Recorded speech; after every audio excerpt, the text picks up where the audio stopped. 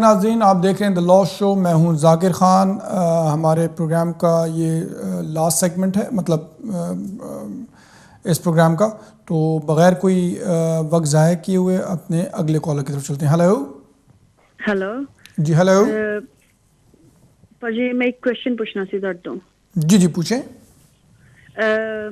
मैं और मेरे हस्बैंड ਇੱਥੇ ਆਏ ਸੀਗੇ 2003 ਤੇ 2005 ਮੈਂ ਆਈ ਸੀਗੀ। ਉਸ ਤੋਂ ਬਾਅਦ ਸਾਡੀ ਦੋ ਬੇਟੀਆਂ ਹੋਈਆਂ ਇੱਥੇ। ਅਸੀਂ 2012 ਦੇ ਵਿੱਚ ਕੇਸ ਲਗਾਇਆ ਸੀਗਾ। ਉਦੋਂ ਮੇਰਾ ਕੋਈ ਵੀ ਦੋਨੋਂ ਬੇਟੀਆਂ ਅੰਡਰ 7 ਸੀਗੀਆਂ, ਪਰ ਉਹ ਉਹਨਾਂ ਨੇ ਰਿਫਿਊਜ਼ ਕਰਤਾ ਸੀ। ਅਪੀਲ ਹੋਈ ਫਿਰ ਵੀ ਰਿਫਿਊਜ਼ ਕਰ ਦਿੱਤਾ ਸੀਗਾ। ਉਸ ਤੋਂ ਬਾਅਦ ਅਸੀਂ ਦੁਬਾਰਾ ਕੇਸ ਲਗਾਇਆ ਸੀ ਜਦ ਮੇਰੀ ਵੱਡੀ ਬੇਟੀ 7 ਇਅਰ ਦੀ ਹੋ ਗਈ ਸੀ। ਫਿਰ ਉਹਨਾਂ ਨੇ 2015 ਚ ਲਗਾਇਆ ਸੀ ਜਨਵਰੀ ਚ। ਫਿਰ ਉਹਨਾਂ ਨੇ ਉਹ ਵੀ ਰਿਫਿਊਜ਼ ਕਰ ਦਿੱਤਾ। ਅਪੀਲ ਹੋਈ, ਉੱਥੇ ਵੀ ਰਿਫਿਊਜ਼ ਕਰ ਦਿੱਤਾ। ਤੇ ਹੁਣ ਦੁਬਾਰਾ ਉਹਨਾਂ ਨੇ ਅਪਰ ਟ੍ਰਿਬਿਊਨਲ ਦਾ ਰਾਈਟ ਸਾਨੂੰ ਨਹੀਂ ਦਿੱਤਾ। ਤੇ ਹੁਣ ਮੇਰਾ ਵਕੀਲ ਕਹਿੰਦਾ ਪਿਆ ਵੀ ਤੁਹਾਨੂੰ ਆਪਾਂ ਨੂੰ ਵੇਟ ਕਰਨੀ ਚਾਹੀਦੀ ਹੈ। ਜਦੋਂ ਵੱਡੀ ਕੁੜੀ 10 ਸਾਲ ਦੀ ਹੋ ਜਾਂਦੀ ਹੈ ਫਿਰ ਆਪਾਂ ਉਹਦਾ ਬ੍ਰਿਟਿਸ਼ ਕਰਕੇ ਫਿਰ ਤੁਹਾਡਾ ਨਵੇਂ ਸਿਰਿਓਂ ਕੇਸ ਲਗਾਵਾਂਗੇ, ਜਿਹੜਾ ਕਿ 2018 ਚ ਲੱਗੇਗਾ। ਹੁਣ ਇਨ ਬਿਟਵੀਨ ਉਹ ਸਾਨੂੰ ਹੋਮ ਆਫਿਸ ਵਾਲੇ ਲੈਟਰ ਭੇਜ ਰਹੇ ਨੇ ਕਿ ਤੁਹਾਨੂੰ ਇੰਡੀਅਨ ਹਾਈ ਕਮਿਸ਼ਨਰ ਨਾਲ ਆਪਣੇ ਬੱਚੇ ਰਜਿਸਟਰ ਕਰਵਾਉਣੇ ਚਾਹੀਦੇ ਆ। जी जी। ਉਹ ਕੀ ਉਹ ਸਾਨੂੰ ਫੋਰਸ ਕਰ ਸਕਦੇ ਆ ਕਰਵਾਉਣ ਲਈ ਕਿ ਸਾਡਾ ਆਪਣਾ ਵਿਊ ਅਸੀਂ ਨਾ ਕਰਦੇ ਪਏ ਉਹਨਾਂ ਨੂੰ, ਕਿਉਂਕਿ ਅਸੀਂ ਨਹੀਂ ਕਰਾਉਣਾ ਚਾਹੁੰਦੇ। ਕਿਉਂਕਿ ਜਿਹੜੀ ਮੇਰੀ ਵੱਡੀ ਡਾਟਰ ਆ ਉਹ ਨੀਅਰਲੀ 9 ਹੋ ਚੱਲੀ ਆ। जी एंड जी। She understand everything now. She really don't want to go back to India. जी जी, आपके वकील को चाहिए ना कि उनको लिखें, उनको एक्सप्लेन करें। और दूसरी बात ये कि ये जो अभी उन्होंने रिफ्यूज़ किया, ये कब रिफ्यूज़ किया है? जस्ट रिसेंटली उन्होंने 2016 चल रहे हैं ना, उन्होंने मार्च विच अपील रिफ्यूज कर दी थी। 2016 मार्च। हाँ जी जी जी जी। तो वही अगर 2016 मार्च में अभी रिफ्यूज़ किया है। वैसे पिछले कुछ अर्सा पहले 2-3 महीने पहले एक इस सिलसिले में जो अपर ट्रिब्यूनल का एक डिसीजन भी आया था, जिसमें उन्होंने कहा था आम तौर पे कि अगर किसी को 7 साल यहाँ पे बच्चों को रहते हुए हो जाएं तो और किसी की और उनके पेरेंट्स की कोई क्रिमिनल कन्विक्शन वगैरह नहीं है तो होम ऑफिस को इसको देखना चाहिए और आम तौर पे देना चाहिए यहाँ पे रहने के लिए। तो मेरा मशवरा ये है कि अगर वो सारा कुछ रिफ्यूज़ कर चुके हैं तो आपको चाहिए किसी वकील के पास जाके दोबारा ज़रा इस सिलसिले में मशवरा लें, अपने डॉक्यूमेंट्स दिखाएं। क्योंकि एक तरीका तो ये है कि आप बिल्कुल अपने 1-2 साल वेट करें जब आपकी बच्ची जो है वो 10 साल की हो जाए, वो जब ब्रिटिश हो जाए तो फिर उसकी बेसिस पे अप्लाई करें। और दूसरा तरीका ये भी है कि अगर देखें कि क्या वजूहात थी कि जिसकी वजह से उन्होंने पहले एप्लीकेशन रिफ्यूज़ की है 20 साल की और दोबारा से एप्लीकेशन की जाए। तो मेरा मशवरा ये है कि किसी वकील के पास जाके इसको डिस्कस करें। बहुत शुक्रिया। नेक्स्ट कॉलर की तरफ चलते हैं। हेलो। हेलो अस्सलाम वालेकुम। जी वालेकुम अस्सलाम। जी कौन बोल रही हैं और क्या सवाल है? सर मेरा नाम अनिल है और मैं आपसे सिर्फ 2 क्वेश्चन करना चाहती हूँ। एक्चुअली मेरे हस्बैंड को ऑलमोस्ट 14 इयर्स हो गए इस कंट्री में और मुझे 9 इयर्स हो गए हैं। जी जी। और हेलो। जी जी, मैं आपका सवाल सुन रहा हूँ। जी जी। और मेरे बेटा जो है ना वो अभी 7 साल का पूरा हुआ है और मतलब हम दोनों इलीगल हैं। मेरा जो वीज़ा है वो 2011 में फिनिश हो गया था। मैं स्टूडेंट वीज़ा पे आई थी। तो हम अब अपने बच्चों की बेस पे अप्लाई करना चाह रहे हैं। बड़े बेटे की बेस पे, ही 7 इयर्स ओल्ड। तो मैं सिर्फ ये पूछना चाहती हूँ कि उसके कितने चांसेस हैं कि अगर हम लोग पूरी फैमिली अप्लाई करें और उसकी जो फीस वगैरह है उसका क्या प्रोसीजर है। क्योंकि हमने 1-2 लोगों से पूछा है तो उसकी फीस बहुत ज़्यादा है, ऑलमोस्ट 10,000 पाउंड चाहिए। तो अगर इतने ज़्यादा पैसे नहीं हो तो उसकी क्या मतलब सिचुएशन निकल सकती है? देखें, बात यह है कि आपने जिस तरह मुझे बताया कि आपके हस्बैंड को यहाँ पे रहते हुए 14 साल हो गए हैं, आपको यहाँ पे रहते हुए 9 साल हो गए हैं। बच्चे आपका एक बच्चा है?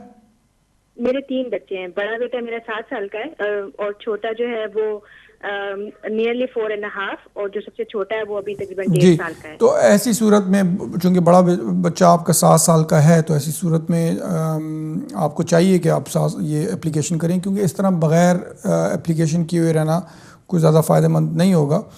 सूनर और लेटर आपको एप्लीकेशन करनी पड़ेगी। और जो चूँकि आपका बच्चा अभी 7 साल का हो गया है तो आपको चाहिए कि एप्लीकेशन करें। और ये डिपेंड करता है आपके सर्कमस्टांस पे कितने यहाँ पे आपके स्ट्रॉन्ग एस्टेब्लिश जो है वो सिचुएशन है।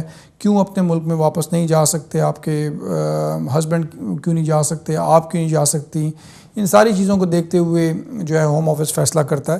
तो इसलिए ये कहना तो बड़ा मुश्किल है कि कितने चांसेस होंगे। लेकिन आम तौर पे अगर 7 साल यहाँ पे बच्चे को रहते हुए हो जाएं तो केस काफ़ी स्ट्रॉन्ग हो जाता है। तो मेरे ख़्याल में तो आपको ज़रूर करना चाहिए। किसी वकील के पास जाके इसको अगर डिस्कस करना चाहें तो ज़रूर कीजिए। लेकिन जो आप फ़ीस के हवाले की बात करें 10,000 पाउंड्स, तो अभी मुझे तो एग्जैक्टली मैं कैलकुलेट नहीं कर सकता, लेकिन बिल्कुल फ़ीस जो है, फ़ीसें काफ़ी ज़्यादा हैं होम ऑफिस की। आप ये भी कर सकती हैं कि बजाय इसके कि सारे बच्चे उस एप्लीकेशन पे डिपेंडेंट हों, जो बच्चा 7 साल का हो गया है वो और पेरेंट्स जो हैं वो एप्लीकेशन करें, बाकी बच्चों का आप रेफरेंस दें, ताकि आप कम से कम जो है फ़ीस आपकी लगे। और जब आप लोगों को मिल जाता है तो फिर आप बाकी के अपने 2 बच्चों को भी डिपेंडेंट शामिल कर सकते हैं। उस स्टेज पे फिर उनकी एप्लीकेशन कर सकते हैं। तो मुख्तलिफ़ तरीके हैं इसके। आप चाहें तो आप मुझसे भी रब्ता कर सकते हैं या किसी और वकील के पास जाके इसको डिस्कस कर सकते हैं। बहुत शुक्रिया। नेक्स्ट कॉलर की तरफ चलते हैं। हेलो हेलो जी। हेलो हेलो जी। हेलो, कौन सा बोल रहे हैं? हाँ जी, मैं निर्मल बोल रहा हूँ जी जी, बोलिए, क्या सवाल है आपका?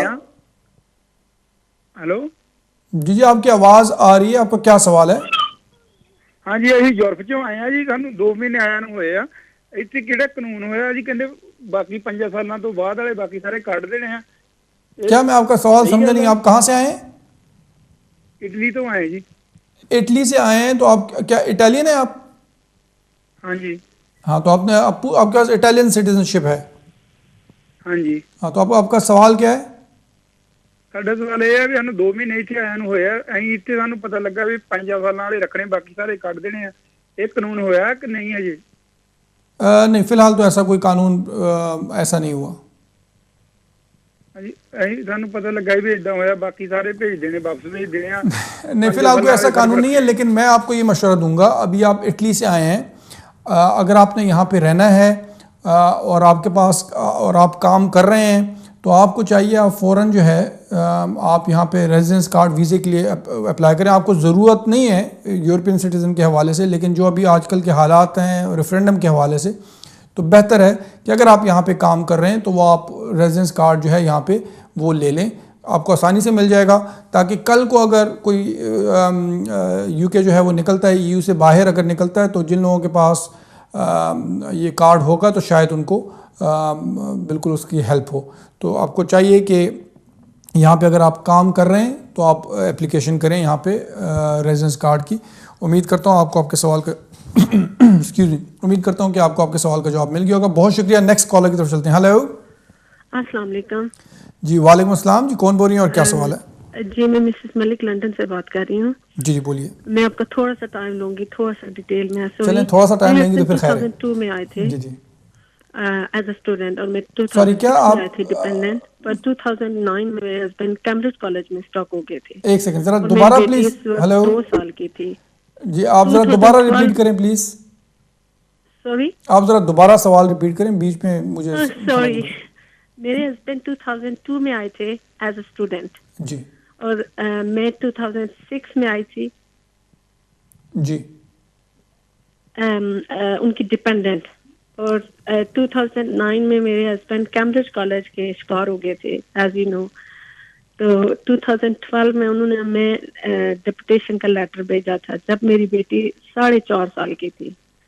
तो हमने फिर फर्दर स्टे के लिए, जैसे बेटी के बेस पे और ह्यूमन राइट बेस पे, मेरी को मेडिकल भी थी, उस पे डाली थी एप्लीकेशन, और उन्होंने हमें 2015 में रिफ्यूज करके राइट ऑफ अपील दी है।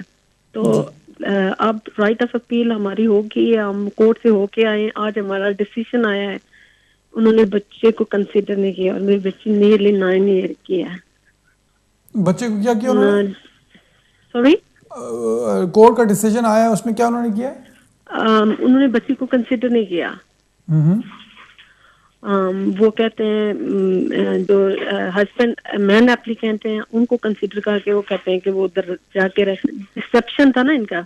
जी जी तो अब मुझे समझ नहीं आ रही हम आगे क्या करें। मेरी बेटी नियरली 9 ईयर की है, और मैं फिर एक्सपेक्टेड हूँ, और मेरी जो थोड़ी प्रॉब्लम्स भी हैं मेडिकली, उनको भी उन्होंने कंसीडर नहीं किया है। तो ये सारी चीजें बताई थी? जी ये सब कुछ बताया था, ये मेंशन था, ईच एंड एवरीथिंग मेंशन था। मेरी फैमिली सारी बहन भाई सब इधर थे, सब मेरे साथ कोर्ट में गए थे। मतलब मेरा पीछे लिंक ही नहीं था। आप देखें अभी चूंकि कोर्ट का डिसीजन आया, आपको चाहिए कि किसी वकील के पास कोर्ट का डिसीजन ले जाएं, क्योंकि वो डिसीजन पढ़ने के बाद ही बताया जा सकता है कि उसको आगे अगर उस फैसले में कोई कानूनी गलती है कि नहीं है। अगर आप ये बात कह रही हैं कि आप अभी एक्सपेक्ट भी कर रही हैं, बच्ची को भी जो है, आपको 9 साल की बच्ची भी है और आपकी मेडिकल कंडीशन भी कोई है जिसके लिए आपका इलाज चल रहा है, और ये सारा कुछ कंसिडर ही नहीं किया जज ने, तो ऑब्वियसली इस चीज़ को फिर आप मतलब अपर ट्रिब्यूनल में इसको आप जा सकती हैं कि जज ने गलती की है। लेकिन ये ज़ुबानी कलामी बातें हैं। बेहतर है जब तक जब कोई वकील कोर्ट का डिसीजन नहीं देखेगा तो कहना ज़रा मुश्किल है। जो आप जो बात कर रही हैं उस हवाले से तो लगता है कि शायद कोई कानूनी गलती की हो जज ने, लेकिन बेहतर है कि आप किसी वकील के पास जाके इसको दिखाएं ज़रूर, और उसके बाद फिर जो आपको मशवरा दिया जाता है उसके हिसाब से चलें। बहुत शुक्रिया। नेक्स्ट कॉलर की तरफ चलते हैं। हेलो। हेलो, अस्सलाम वालेकुम। वालेकुम अस्सलाम। कौन सा बोल रहे हैं? जी जाकिर साहब, अदीबा बात कर रही हूँ नेल्सन से। जी बोलिए, क्या सवाल है? हम यहाँ पर 2005 में आए। जी जी जी हाँ, 2005 में आए हैं हम यहाँ पर, और उसके बाद हमने, मेरे हस्बैंड जो है वो यूरोपियन नेशनल थे, फिर हमें 2011 में इंडेफिनेट स्टे मिल गई जी। उसके बाद अब हम फिर टाइम, बच्चे जॉब कर रहे हैं, मैंने भी की जॉब, अब हम नेशनलिटी अप्लाई करना चाह रहे हैं। तो उसमें ये सुनने में आ रहा है कि जो B1 टेस्ट है और लाइफ इन द यूके है, उसमें अगर हम अक्टूबर तक कर लेंगे तो ठीक है, वरना उसके बाद फिर 2 साल के लिए वो या फिर B2 भी आ जाएगा या कॉलेज जाना पड़ेगा। तो मैं आपसे पूछना चाह रही हूँ, बाई लॉ क्या कानून आया है अब? ये देखिए, फिलहाल तो वही B1 का कानून है। अभी ये ऐसा नहीं है कि अक्टूबर के बाद से, मेरे इल्म में नहीं है ऐसी कोई बात, लेकिन फ़िलहाल B1 का ही है। लेकिन देखें, बात यह है कि जब भी, और आपकी वसातत से मैं जो बाकी के व्यूअर्स हैं उनको भी बोलूँगा कि जब आपको नेशनलिटी ड्यू हो जाती है तो आपको चाहिए कि फिर आप अप्लाई कर लें, क्योंकि वक्त के साथ साथ कानून जो है वो मज़ीद सख्त हो जाते हैं। तो अगर आप जी, अगर आपके अभी ड्यू हुई है, अभी B1 अगर आपने किया हुआ है आइल्स या ट्रिनिटी कॉलेज से, तो आपको चाहिए life in the UK test करके फ़ौरन जो है अप्लाई करें और डिले ना करें, क्योंकि वक्त मेरी बेटी ने कॉलेज से किया हुआ है, सर्टिफिकेट भी है, लेकिन वो कह रहे हैं कि B1 एक्सपायर हो जाता है, लाइफ इन यूके एक्सपायर नहीं होता। लाइफ इन द यूके तो एक्सपायर नहीं होता, B1 अब डिपेंड करता है उन्होंने कौन सा किया हुआ है। और उस पर 2009 में किया था उसने, लेवल 2 में किया। नहीं, वो नहीं चलेगा, इनको ट्रिनिटी कॉलेज या आइल्स से कोर्स किए, मैंने भी किए, लेकिन इंग्लिश का प्रॉब्लम कोई नहीं है हमें। लेकिन हम ये फिक्रमंद है कि हम चार हैं, हम 3 मेरे बच्चे और मैं हूँ। जी जी। तो हम ये दोनों टेस्ट पास करें अक्टूबर से पहले जी, आपको चाहिए कि जल्द से जल्द करें, क्योंकि आपकी नेशनलिटी ड्यू है, आपने टाइम पूरा कर लिया हुआ है। तो जितना डिले करेंगी उतना मज़ीद कानून सख्त होता है वक्तन फ़वक्तन, तो फिर प्रॉब्लम्स हो सकती हैं। बहुत शुक्रिया। नेक्स्ट कॉलर की तरफ चलते हैं। हेलो। हेलो। हेलो जी, हेलो, कौन सा बोल रहे हैं? हेलो बकीर साहब जी, हम आपसे बात करना चाहते थे। जी बोलिए। तो हमारे 2-3 छोटे छोटे क्वेश्चन हैं कि हम यूरोप से आए हैं, इटालियन नेशनलिटी है हमारे पास। जी जी। तो हमने ये पूछना था कि अभी जैसे कि हम टीवी प्रोग्राम सुनते आ रहे हैं कि जो 5 साल वाले हैं उनको तो एग्री कर दिया कि वो लिख के दे दिया है कि वो कानून बन गया कि उनको वापस नहीं भेजा जाएगा, लेकिन उससे जो नीचे वाले हैं उनको वो खतरे में हैं, उनको भी वापस भेज सकते हैं। और लेकिन अभी तक ये कानून तो नहीं बना, जो सुना भी है नहीं है हमने टीवी पर। तो अगर ऐसा हो जाता है तो उसका क्या होगा? तो दूसरा जो मेरा सवाल ये है कि हमारे जहाँ बच्चे पढ़ते हैं, कॉलेज भी जाते हैं, स्कूल में कॉलेज जाते हैं ना, तो पहले जो जहाँ कॉलेज यूनिवर्सिटी जाने के बाद उनको मिलता था, लोन मिलता था पढ़ाई के लिए, हमने जो सुना कि वो भी बंद हो गया और बेनिफिट भी बंद कर दे रहे हैं। तो इस पे प्लीज आप हमको जो बताइए इसका। देखें जी, देखें, पहली बात ये है, जो आप वो 5 साल वाली बात कर रहे हैं कि जो 5 साल से हैं उनको रहने देंगे, जो नहीं है उनको वापस भिजवा देंगे। पहली बात तो ये कि ऐसी कोई चीज़ मेरी इन्फॉर्मेशन में नहीं है, ऐसा कोई कानून आया भी नहीं है फ़िलहाल, और मुझे नहीं पता कि ऐसा कोई प्रपोजल है। अभी तो यूके का स्टार्ट ही नहीं हुआ सिलसिला कि वो कब बाहर निकलेंगे, क्या सिचुएशन बनेगी, निगोशिएशंस स्टार्ट ही नहीं हुई, प्रोसेस स्टार्ट ही नहीं हुआ, तो अभी कहना बड़ा मुश्किल है। अब अगर कानून आ जाता है कल को ऐसा, तो फिर तो कानून के हिसाब से ही चलना पड़ेगा, तो फिर तो कहना कुछ, लेकिन फ़िलहाल ऐसा चूँकि कोई कानून नहीं है तो इसलिए उस पर मेरा किसी किस्म का कमेंट करना ज़रा मुश्किल है, क्योंकि कानून ऐसा कोई नहीं है। इसी तरह जो आप फ़ीस की बात कर रहे हैं और जो लोग कि कल को क्या होता है, कल जब तक कोई कानून आता नहीं है उस पर तबसरा करना मुश्किल है। फ़िलहाल जो EU सिटीज़न्स हैं वो उसी हवाले से चल रहे हैं जो रेफरेंडम से पहले कानून था, यानी कि UK जो है वो EU का फुल मेंबर है और वही राइट्स हैं उनके पास जो कि रेफरेंडम से पहले थे। उम्मीद करता हूँ कि आपको आपके सवाल का जवाब मिल गया होगा। बहुत शुक्रिया। नेक्स्ट कॉलर की तरफ चलते हैं। हेलो।